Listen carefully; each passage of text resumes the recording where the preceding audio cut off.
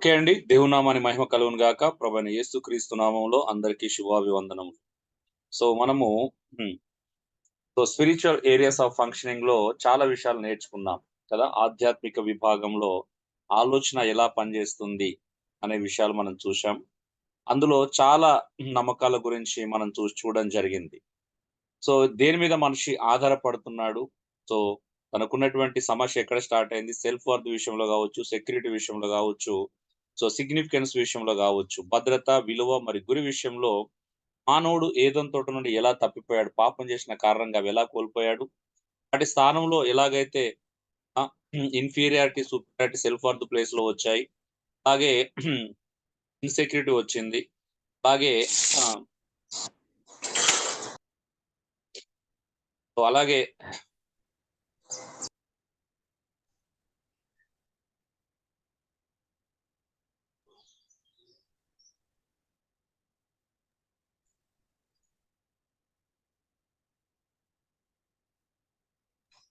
So, గురి లేనటువంటి జీవితాలు ఎలా వచ్చాయనేది మనం చూడడం జరిగింది. అయితే మానవుడు తన భద్రతను, విలువను కోల్పోయిన తర్వాత సిగ్నిఫికెన్స్ కోల్పోయిన తర్వాత 3 అవసరతలు సమాజంలో మానవునికి ఏర్పడ్డాయని చూశాం. అందులో casual needs, critical needs, crucial needs అని చూశాం. అయితే ఇవన్నీ తీర్చుకోవడానికి మానవుడు ఎక్కడెక్కడ ప్రయత్నం చేస్తున్నాడో దాదాపు 9 విషయాలు మనం చూడడం జరిగింది. చివరిగా ఎక్కడికి రావాలో మనం చూడడం జరిగింది. ఈ క్లాస్ ఒక 5 నిమిషాల్లో అంటే నిన్నటి క్లాస్‌కు ముగింపు ఉంది. ఆ ముగింపు చూసుకొని మనం నెక్స్ట్ క్లాస్‌కి ఎళ్ళిపోదాం. సో, పై 3 అవస్థతల కోసం ఇతరులపై ఆధారపడుతూ దేవుని తృణీకరించడం మంచిది కాదు అనే విషయాన్ని చూశాం. ఇది తప్పుడు నమ్మకాలు. ప్రజలపైన, ఆస్తులపైన, అంతస్తులపైన, అధికారం పైన, అహం పైన ఆధారపడడం మొదటిదైతే అవి దొరకనప్పుడు ప్రజల్ని, పరిస్థితిని తప్పుపట్టడం రెండోది చేసేటువంటి మనం తప్పని చూశాం. మరి సరైన నమ్మకాలు ఏంది అంటే, దేవుడు ప్రజల్ని, ఆస్తిపాస్తులను, అంతస్తులను, అధికారాన్ని దేవుడు మన జీవితంలో చుట్టూరా అనుమతించేది పై 3 అక్కర్లు వాటితో తీర్చుకోవడానికి కాదు. అందులో కొన్ని అక్కర్లు మాత్రమే తీర్చబడతాయి. అయితే కేవలం క్రీస్తు మాత్రమే తీర్చగలడు. దేవుడు మనల్ని పూర్తిగా క్రీస్తుపై ఆధారపడేలా సృష్టించాడు. హ్మ్.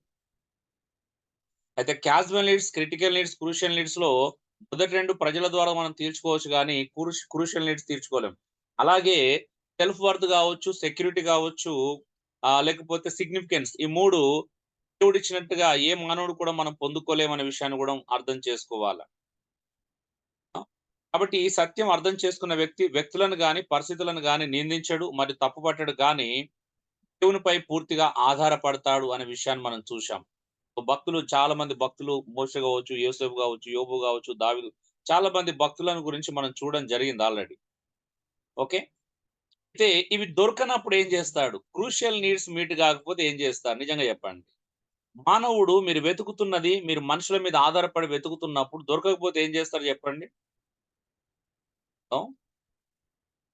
మోసాలు చేయవలసినటువంటి పరిస్థితి ఏర్పడతా ఉంటది కొన్ని కొన్ని సందర్భాలలో. మోసాలు చేయొచ్చు మేబీ. ఇంకా?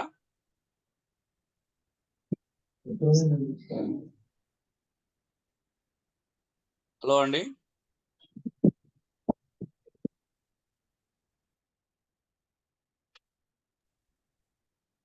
మనుషుల మీద తిరగబడతారు. వీళ్ళు చేపట్టే నేను ఇట్లయినా, వాళ్ళు చేపట్టే నేను ఇట్లయినా అని. ఓకే. ఇంకా సరైన ఆన్సర్ కోసం వెతుకుదాం. దొంగతనాలు కూడా చేస్తారు ఇక. దొంగతనాలు చేస్తారు.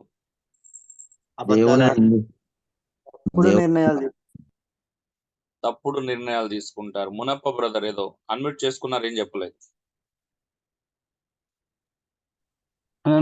ఆ ఇతరుల పైన అటువంటి ఆధారపడుతూ అనేకమైనటువంటి సమాజంలో తప్పుడు నిర్ణయాలు తీసుకునే అవకాశం ఉందన్న.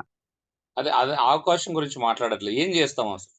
క్రూషియల్ నీడ్స్ అనేటివి మీట్ కాకపోతే అన్ని నీడ్స్ గురించి చెప్పట్లేదు మనం. క్యాజువల్ నీడ్స్, క్రిటికల్ నీడ్స్ ప్రజల దగ్గర దొరుకుతాయి మనకు.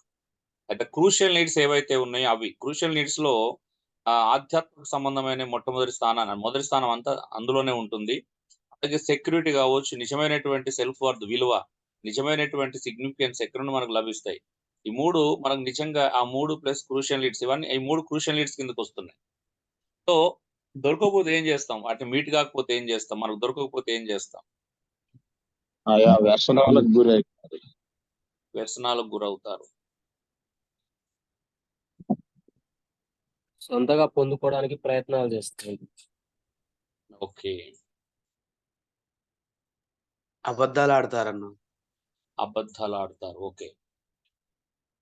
ఏం చేస్తామంటే నెంబర్ 1 మ్యానిపులేషన్. మానవుడు చేసేటువంటి అత్యంత ప్రమాదకరమైనటువంటి విషయం ఏంటిదంటే మ్యానిపులేషన్ అంట.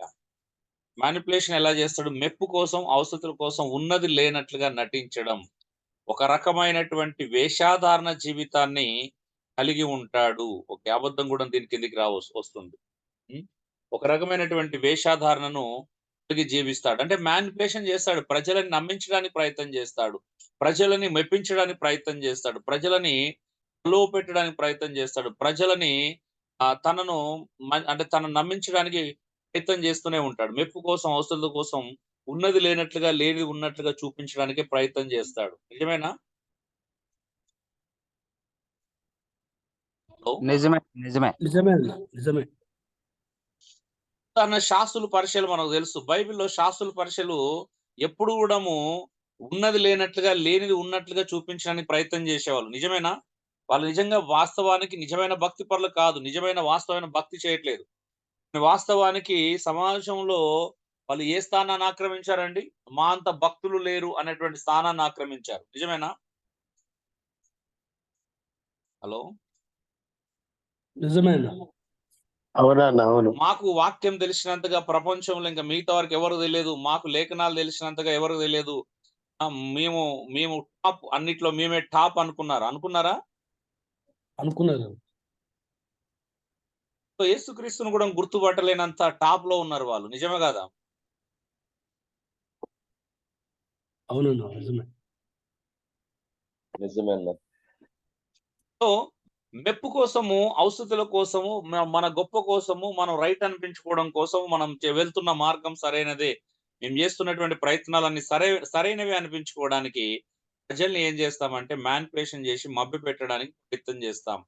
ఇది అందరూ చేసేటువంటి సహజమైనటువంటి విషయం. హ్మ్. రెండోది ఏం చేస్తారంటే డిమాండ్ చేస్తారు. ప్రజల నుంచెల్లి డిమాండ్ చేస్తారు. మీకు దాన్ని కోరుకున్నది దక్కనప్పుడు ఏం చేస్తారు మీరు చెప్పండి? నిజంగా చెప్పండి. హలో! డిమాండ్ అన్న. ఇప్పుడు గౌరవం విలువ లేదు. వాళ్ళ దగ్గర ఏం చేస్తారు మీరు విలువను? డిమాండ్ చేస్తాం. డిమాండ్ చేసే ప్రయత్నం చేస్తాం. డిమాండ్ చేస్తారా? చేయరా? ఖచ్చితంగా. భార్య ఏం చేస్తది? భర్త దగ్గర భద్రతను డిమాండ్ చేస్తది. అవునా? అవును. హలో!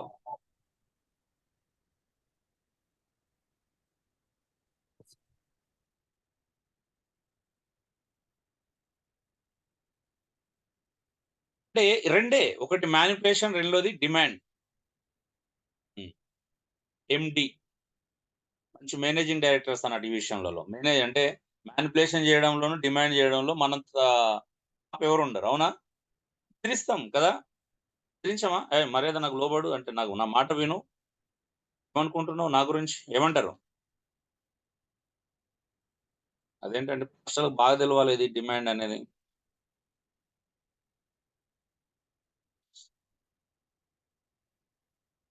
అబ్బా! ఎంత నన్ను లెక్క చేయవా? ఆ! కొంచెం చేయకపోతేనే కింద మీద చేస్తారు మీరు. మా అందరు సైలెంట్ అయిపోయారేంటండి?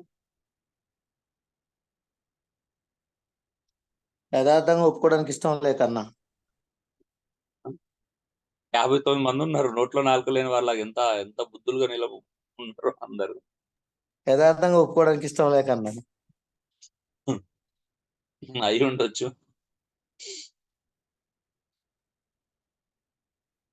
ప్రజల దగ్గర నుండి, కుటుంబ సభ్యుల దగ్గర నుండి, సంఘం దగ్గరను ఎక్కడో ఒక దగ్గర మనం అధికారాన్ని గాని, మన గుర్తింపును గాని, మన భద్రతను, మన విలువను పెంచుకోవడానికి ఏం చేస్తాం? అయితే మ్యానిపులేషన్ చేస్తాం. లేదా డిమాండ్ చేస్తాం. అవునా?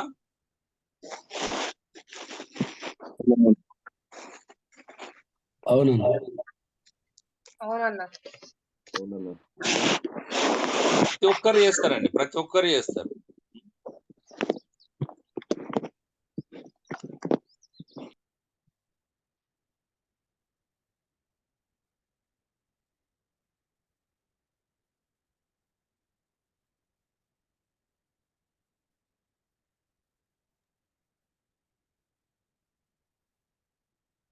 ఒకసారి యోహాను 5:44 చదవండి ఎవరైనా. యోహాను 5:44.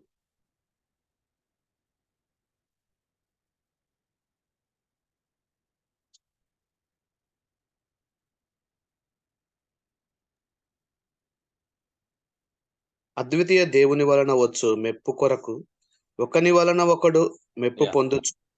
శాంతి పూర్తిగా చదవండి. అద్వితీయ దేవుని వలన వచ్చు మెప్పును కోరక మింగేస్తే మరి మీతో మేము ఏమర్థం చేసుకోవాలా? మెప్పు కొరక సారీ అన్న మెప్పు కొరక ఒకని వలన ఒకడు మెప్పు పొందుచున్న మీరు ఎలాగు నమ్మగలరు? నేను తండ్రి యొద్ద మీ మీద చాలు. నేరము శాస్త్రులు పరిచయలు ఏం చేస్తున్నారంటే మెప్పు ఎక్కడి నుండి కోరుతున్నారండి? మనుషుల మెప్పు కోరుతున్నాడా? దేవుని మెప్పు కోరుతున్నారా? మనుషుల మెప్పు. మనుషుల మెప్పు కోరుతున్నారు. శాస్త్రులు పరిచయలు మానవులను మెప్పించడానికి, మనుషులను మెప్పించడానికి అంటే దేవుని మెప్పును తృణీకరిస్తున్నారంట. అంటే అందుకే యేసుక్రీస్తును అంగీకరించలేకపోతున్నారు వాళ్ళు. యేసుక్రీస్తును బహిరంగంగా ఒప్పుకోవట్లేదు.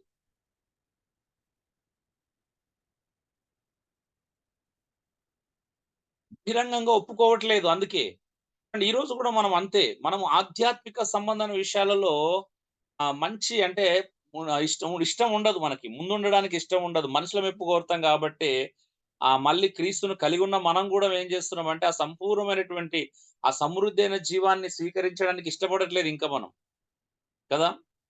ఇంకా ప్రజలు మెప్పించడానికి, ప్రజల్ని నమ్మించడానికి, మనం బాగున్నామని నమ్మించడానికి, వెళ్తున్న మార్గం సరైంది అని నమ్మించడానికి ఇంకా ప్రయత్నం చేయట్లేదా మనం?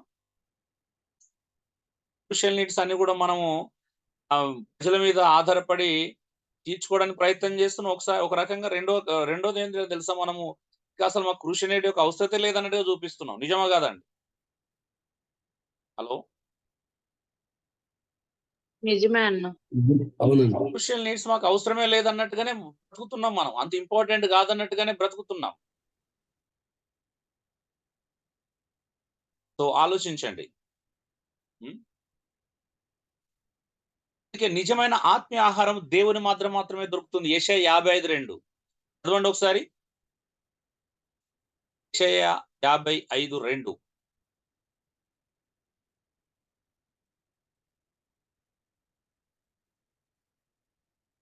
హలో అండి.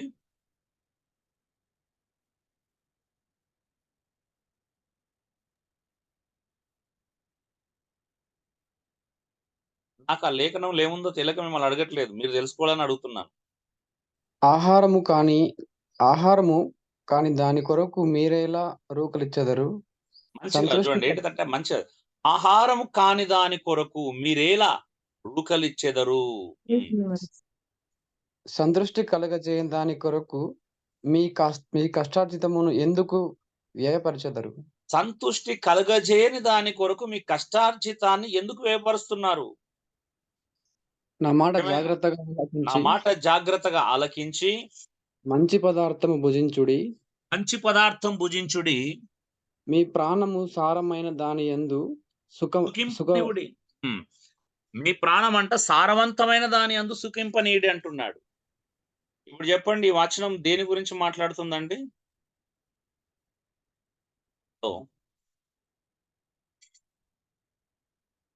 మీ ఆహారం అన్న.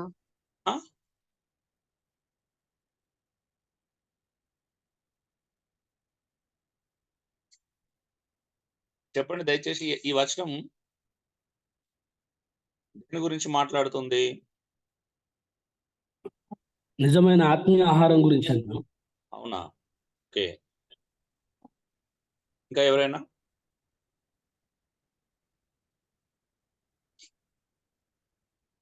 ఉన్నారా అండి? 60 మంది ఉన్నారు. దయచేసి స్పందించండి.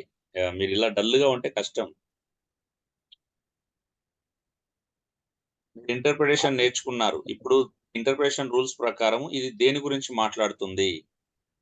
ఆత్మీయ ఆహారం కొరకే అన్న. ఆహారం కొరకేనా, లేకపోతే డబ్బులు పెట్టి అనవసరంగా ఆహారం కానీ సిగరెట్లు మందులు ఎందుకు తెచ్చుకొని తింటున్నారు? నిజమైన ఆహారం కొనుక్కోమని యేసు దేవుడు చెప్తుంది కదా. అలా కదా అర్థం చేసుకోవాల్సింది. ఆయన వెతికే విషయంలో మాట్లాడుతున్నారు, దేవుని వెతికే విషయంలో, దేవుని కనుగొనే విషయం. ఒక నా విజయవాడ వైజాగ్ అతను ఏం చేశాడు, ఈ వచనాన్ని ఆధారం చేసుకుని భోజనాల కార్యక్రమాలు పెట్టాడు, తెలుసా మీకు?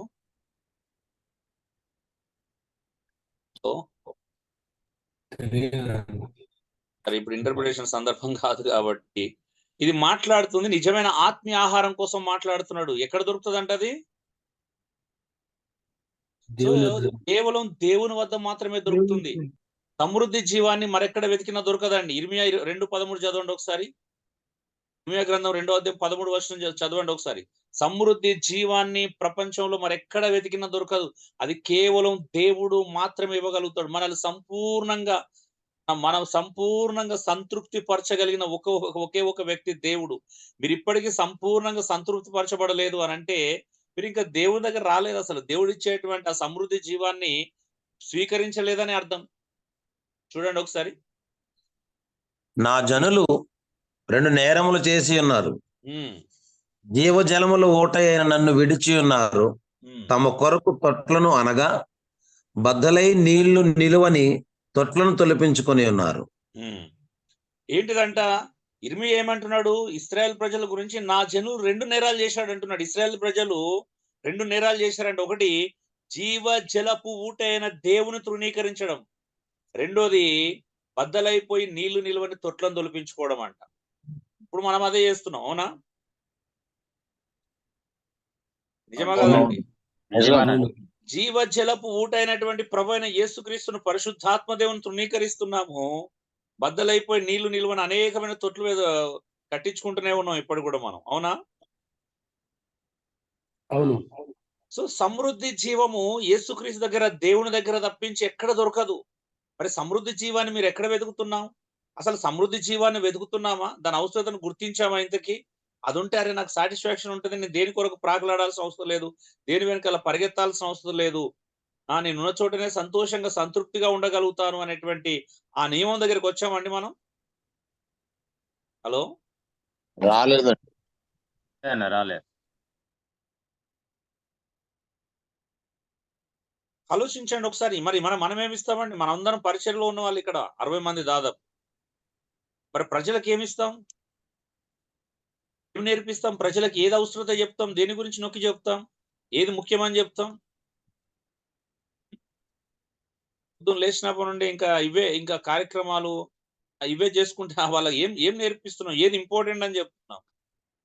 దేని కొరకు కనిపెట్టుకోవాలి, దేని కొరకు జీవించాలి, అసలు ఇప్పుడు ఎంత సంతృప్తిగా ఉండాలి, దేని కొరకు కనిపెట్టుకోవాలనేటువంటి విషయాలు మనకు ఉన్నాయి. అసలు ఈ సమృద్ధి జీవము సంతృప్తి కలిగినటువంటి సూత్రంలో మనం జీవిస్తే అసలు ఈ గందరగోళాలు, ఈ అల్లర్లు, కొట్లాటలు, అసూయలు, ద్వేషాలు, కలహాలు వీళ్ళు ఏవైతే మనం కలిగి ఉండకూడదని చెప్తున్నాడు అవన్నీ జయించడం అంత పెద్ద కష్టమైన పనేం కాదు కదా.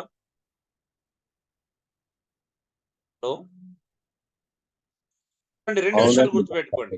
నిజమైన ఆత్మీయ ఆహారం దేవుని మధ్య మాత్రమే దొరుకుతుంది. సమృద్ధి జీవాన్ని మరెక్కడ వెతికినా దొరకదు, దేవుని దగ్గర మాత్రమే లభిస్తుంది. ఇశ్రాయేలు ప్రజలు చేసినటువంటి నేరాలు ఈ రోజు చాలా మంది చేస్తున్నారు. జీవ జలపు ఊటను తృణీకరిస్తున్నారు. నీళ్లు నిలవనటువంటి తొట్లను తొలిపించుకుంటున్నారు. అప్పుడు ప్రయోజనం ఏంటి? మీ దాహం ఎలా తిరుగుతుంది? సంతృప్తి సంతృప్తి ఉందా? మీ జీవితాలు మీరు పరిశీలించుకోండి. యేసు ఇచ్చిన నీళ్లు త్రాగిన వాడు మాత్రమే మరలా దప్పికొనడానికి బైబిల్ సెలవిస్తుంది. నేను ఆల్రెడీ నిన్న గుర్తు చేశాను. యోహాను 4:14, 7:30 చూడండి. ఉదయ సమరయ స్థితి అదే చెప్తున్నాడు. నేను ఇచ్చిన నీళ్లు త్రాగువాడు మరలా ఎన్నడు దప్పికొనడు. నేను నీళ్ళు అడిగిన వాడు ఎవడో నీకు తెలిస్తే నువ్వు ఈ మాట అనవంటున్నాడు. అవునా?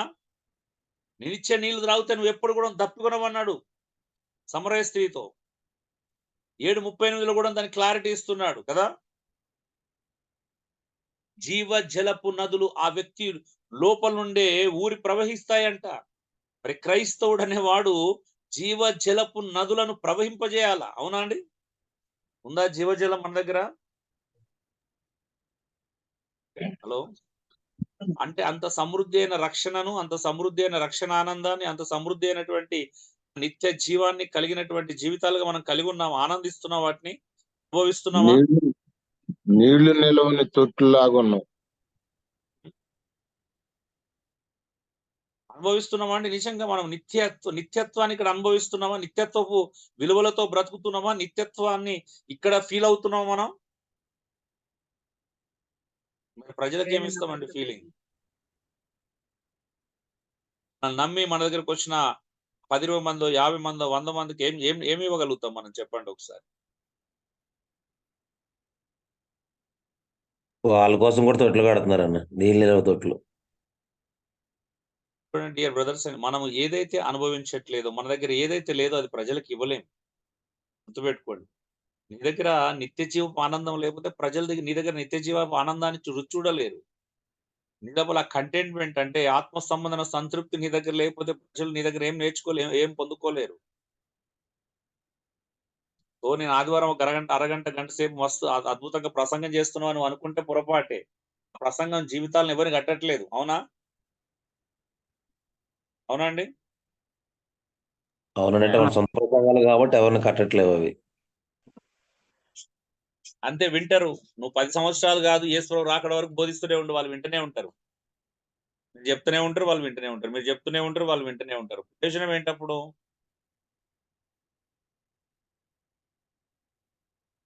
మార్పు ఎక్కడ జరుగుతుంది?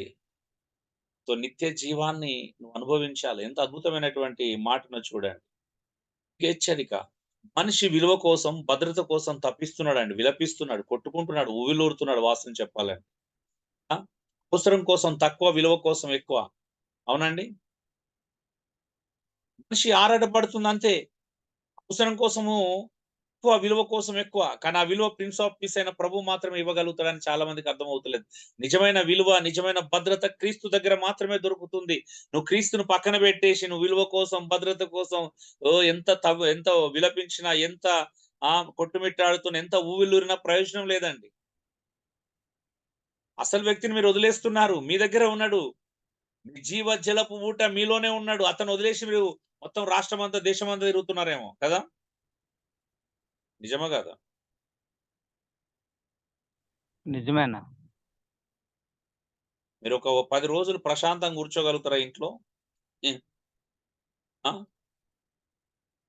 అండి నిజమే.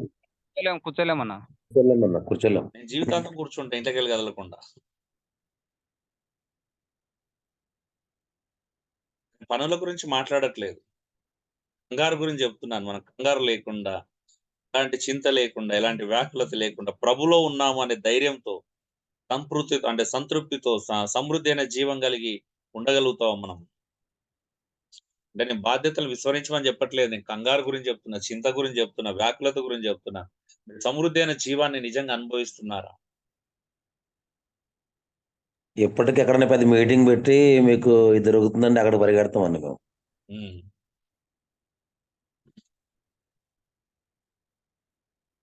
అదే కదా. అంటే మనిషికి నేను చూస్తున్నాను, మొన్న లాస్ట్ టైం చెప్పాను కదా. అంటే విమలారెడ్డి ఏదో మీటింగ్లు పెట్టేసి ఆమె ఎవరో పాస్టర్లు పిలుచుకుంటే డబ్బులు పంచుతున్నారు. 1500, 1000 రూపాయలు, 2000 అంటే ఎత్తుకున్న వేల పాస్టర్లకి. పాస్టర్లకు అసలు మోరల్ వాల్యూస్ ఉన్నాయి, నైతికత ఉందండి, ఆత్మాభిమానం ఉందా పోని? లేదన్న చాలా మంది చంపేస్తున్నారు ఆత్మాభిమానాన్ని. నిజం చెప్పండి, ఆత్మాభిమానం ఉందండి ఎవరికైనా అసలు? తెలుసా అది ఆత్మాభిమానం అంటే? హలో, లేదా పాపం? అయ్యో, దంచి కొడతారు కదండి ప్రసంగాలు మీకు కూడా. సామెల్ గారు మీ వాయిస్ రాలేదు. ఇతరుల దగ్గర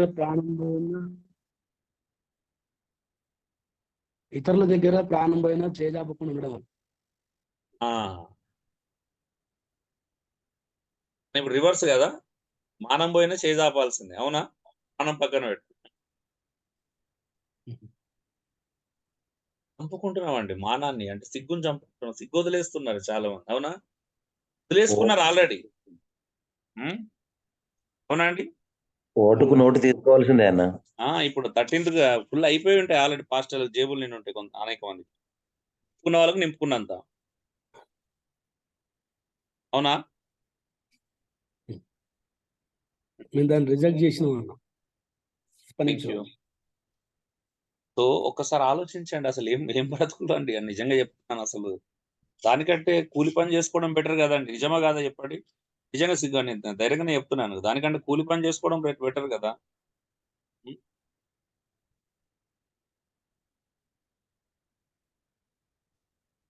కాళ్ళు వేయడం బెటర్ కదండి, గౌరవప్రదంగా ఉంటుంది. అసలు గౌరవప్రదమైన జీవితానికి అలవాటే అవ్వలేదు ఇప్పటివరకు. నిజంగా చాలా మంది పాస్టర్లు గౌరవప్రదమైన జీవితం లేదు. 200, 500 మీటింగ్ పెట్టిస్తా అంటే పరిగెడతారు. 1500 ఇస్తారు, 1000 రూపాయలు ఇస్తా అంటే పరిగెడతారు. అంటే గౌరవప్రదమైన జీవితాలు లేవు వాస్తవానికి సేవకులకు. కలిగి లేరు, అలాంటి పెంచుకోలేదు, అలాంటి కలిగి పెట్టుకోలేదు. విలువ లేని జీవితాలే. నిజంగా చెప్తున్నా అండి. నిజమైన విలువ భద్రత నీకు యేసుక్రీస్తు ద్వారా మాత్రమే దొరుకుతుంది. నువ్వు సంపాదించుకోవాలని ఎంత ప్రయత్నం చేసినా నీ ఫేకే. నువ్వు మనం ఏం చేసినా అంతా ఎఫెస్‌లో రాసిన పత్రిక చదువుతున్నప్పుడు చాలా అంటే ఆశ్చర్యం అనిపించింది తెలుసా? ఎఫెస్‌లో రాసిన పత్రిక చదువుతున్నప్పుడు చాలా ఆశ్చర్యం అనిపించింది. ఒక మాట చెప్తున్నాను చూడండి. కొత్త నిబంధనలో కూడాము ప్రభునందు, క్రీస్తునందు, ప్రభునందు, దేవుని యందు ఉంచబడి ఉన్నారు. ప్రభునందు ఉన్నారు, క్రీస్తునందు ఉన్నారు. క్రీస్తు యేసునందు విశ్వాసులైన వారికి శుభం అని చెప్పు రాయునది. చూడండి ఇక్కడ మీరు ఒక 3 విషయాలు చెప్పిన ఇక్కడ ఈ నిన్నటి లెసన్‌తో మనం స్పిరిచువల్ ఏరియాస్ ఆఫ్ ఫంక్షనింగ్ ముగించుకుందాం. ప్రభునందున్నాను, క్రీస్తునందున్నాను అని పదే కృత నిబంధనలు చెప్పబడుతుంది. కేవలం ఒక ఎఫెస్‌లో రాసిన పత్రికలనే 30 సార్లు పైగా ఉంటుంది చూడండి. ప్రభునందు, క్రీస్తునందు అనేది. అర్థం ఏంటో తెలుసా? నేను ప్రభునందున్నాను. ఎవ్వరికి భయపడాల్సిన అవసరం లేదు. దేని కొరకు నేను ఆరాటపడాల్సిన అవసరం లేదు. ఎందుకంటే నేను ప్రభునందున్నాను. ఇంతకంటే నాకు కావలసిన భద్రత మరెక్కడ కూడా లేదు. నా సెక్యూరిటీ ఎక్కడ ఉందంటే ప్రభునందున్నది. నేను ప్రభునందున్నాను కాబట్టి నేను కదల్చబడను.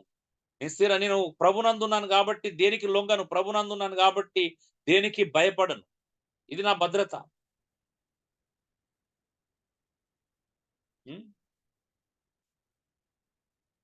సెక్యూరిటీ ఏదోన్ తోటలో కోల్పోయిన సెక్యూరిటీ నాకు ప్రభునందు దొరికింది మళ్ళీ. అప్పుడు ఏదోన్ తోటలో ఉన్నప్పుడు మానవుడు భద్రంగా ఉన్నాడు. ఇప్పుడు నేను ప్రభునందు వచ్చాను కాబట్టి మళ్ళీ భద్రత నాకు ఏర్పడింది. నాకు ప్రభునందు ఉండడం కంటే ఒక మానవునికి ఇంకా మరెక్కడ భద్రత ఉంటుందో మీరు ఆలోచించండి. క్రీస్తును దాటుకొని ఒకవేళ మీరు భద్రంగా ఉండగలుగుతారు, భద్రత కలిగి జీవించగలుగుతారు. క్రీస్తును దాటుకొని ఇలాంటి పిచ్చి పనులు చేస్తే భద్రత కలుగుతుందని నమ్మినట్లయితే చెప్పండి దయచేసి. మనం ప్రభునందు ఉన్నామండి. ప్రభునందు ఉండడం కంటే గొప్ప భద్రత ఏముంది? అయిపోయింది నా పని. రెండోది సిలువే నా విలువ. ఆ విలువ మానవుడు పాపం చేసినప్పుడు కోల్పోయిన విలువ మళ్ళా సిలువ ద్వారా నాకు విలువ వచ్చింది. కాబట్టి నేను విలువ కోసం పరితపించాల్సిన అవసరం లేదు. నాకు విలువ కేవలం సిలువ ద్వారానే కలిగింది. లేకపోతే సిలువ లేకపోతే నేను ఒక పాపిని. అవునా? అపరాధముల చేత, పాపముల చేత చచ్చిన వారం మనం. అవునండి? నా విలువ కారణం సిలువ. సో ప్రభువైన యేసుక్రీస్తు సిలువలో మరణించడం ద్వారా మళ్ళీ నాకు పూర్వ వైభవాన్ని మళ్ళీ తీసుకొచ్చి ఇచ్చాడు. మళ్ళీ విలువని ఇచ్చాడు నాకు.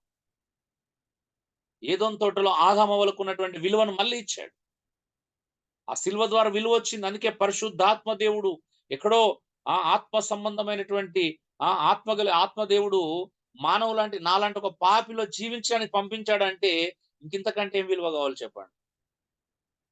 హలో, తెచ్చుకోండి బయట.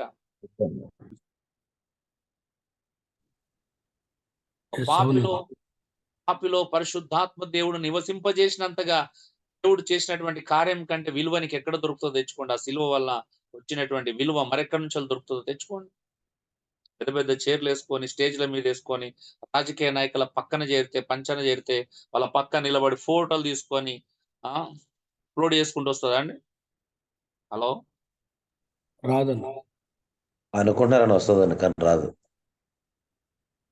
నా విలువ నాకు దొరికిపోయింది. అందుకే నా విలువ కోసం నేను ఎప్పుడు ఇంతవరకు ఏ రాజకీయ నాయకులను కలవాల వాళ్ళ సంస్థ రాలేదు. ఎందుకంటే నా విలువ వాళ్ళు పిలుచుకుంటే నన్ను అలాంటి వాళ్ళ గురించి విని పిలుచుకోవాలి. అయ్యా నువ్వు బాగా చెప్తావు అంటే మాకు దేవుని గురించి చెప్పడానికి పిలిపించుకోవాలి. అంతకు మించి వాళ్ళతో నాకు పని లేదు.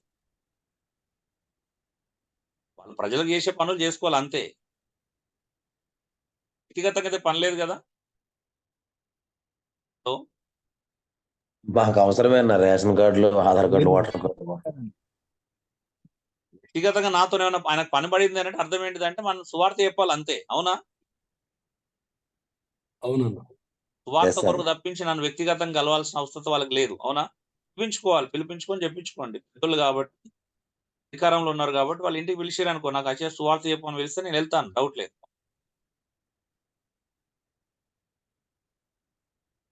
సిలువే మన విలువ అండి.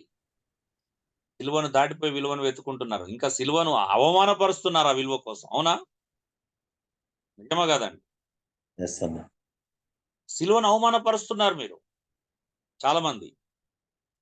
మూడోది ఏంటో తెలుసా? నా సిగ్నిఫికెన్స్ దొరికిపోయింది నాకు. ఏదోన్ తోటలో కోల్పోయిన 3 నాకు దొరికిపోయినాయి.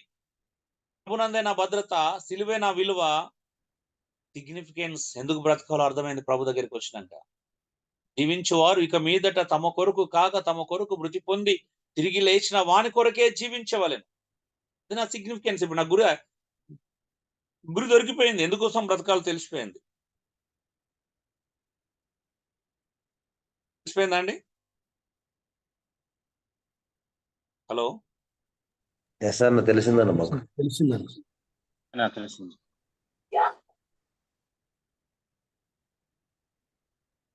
మీకు వ్యక్తిగతంగా తెలిసిందా అని అడుగుతున్నాను. మీరు అందరికి తెలిసిపోయింది అనుకుంటున్నారు పాపం.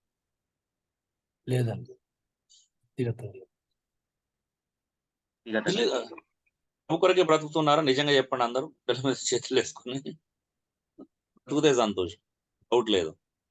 ప్రతి అహర్నిశలు, ప్రతి క్షణం, ప్రతి నిమిషం ప్రభు కొరకే ఊవిలాడు. ప్రభు కొరకే బ్రతకాలి. ఈ జీవితం మనది కాదు. ఆయన విలువ పెట్టి కొనుక్కున్నాడని చెప్తాడు. జీవించువారు ఇక మీదట తమ కొరకు బ్రతకకూడదని చెప్తుంది. ఎవరి కోసం బ్రతకాలా? తమ కొరకు మృతి పొంది తిరిగి లేచిన ప్రభు కొరకే బ్రతకాలి. అవునా? అవునవును. ఇదే గురితో బ్రతుకుతున్నారా అండి? ఇదేనా మీ సిగ్నిఫికెన్స్? చెప్పండి. ఇప్పుడు మీ లక్ష్యము, మీ గురి, మీ చూపు, మీదంతా ఇదేనా?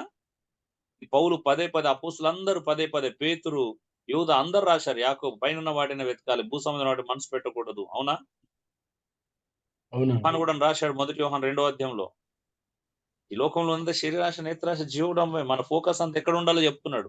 యేసుప్రభు అదే నేర్పించాడు. భూమి మీద ధనం కూర్చుకోదు, పరలోకంలో నిజంగా చెప్పండి. ఇప్పుడు నిజంగా మీరు ప్రభు కొరకే బ్రతుకుతున్నామా? నేను గురిగా పెట్టుకొని బ్రతుకుతున్నామా? మనం ఈ ప్రసంగంలో కూడా చెప్పాడు, నీ దేహానికి దీపం కన్నే గనక నీ కన్ను తేటగా ఉంటేనే దేహం వెలుగుమై ఉంటది. ఏ సేవకుడు ఇద్దరు యజమానులకు దాసుడుగా ఉండనేరడని చెప్తే మరి అదే పాటిస్తున్నాం కదా. అప్పుడు ఎక్కడ పాటించినట్టు అవుతుంది? క్రీస్తును వెతికినట్టు ఎలా అవుతుంది? క్రీస్తు కొరకే బ్రతికినట్టు ఎలా అవుతుంది? పేరు కోసము, డబ్బు కోసము, పిల్లల కోసము బ్రతకట్లేదా? నిజంగా చెప్పండి. మీ గురి క్రీస్తేనా? అది మీరు తెలుసుకోవాలి. నాకు అర్థమైందండి. నాకు ఏదోని తోటలో నా భద్రత, మానవుడు పాపం చేయగలగా మనుషులందరికీ ఇన్సెక్యూరిటీ ఏర్పడింది. సో మానవుడు పాపం చేసిన కారణంగా రెండో సమస్య ఏర్పడింది. మంచి సెల్ఫ్ వర్త్, విలువ ఉన్న వ్యక్తి విలువలేని వాడు ఇన్ఫీరియర్ అయ్యాడు లేదా సుపీరియర్ అయిపోయాడు. అక్కడ మంచిగా తోటగాయలు ఒక కారణం ఉంది బ్రతకడానికి, కాజ్ ఉంది.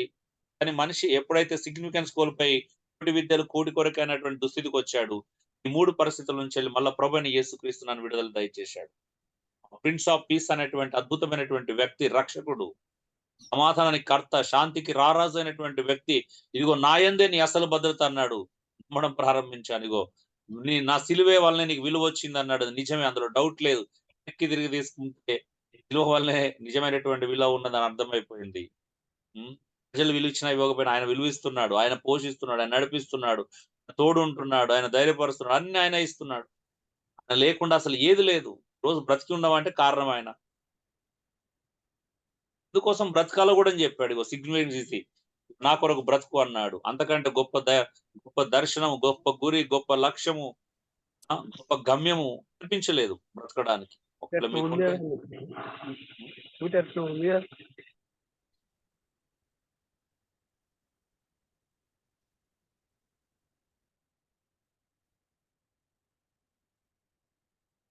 ఏమంటారు? ఎటు వెళ్తారు చెప్పండి. ఇప్పుడు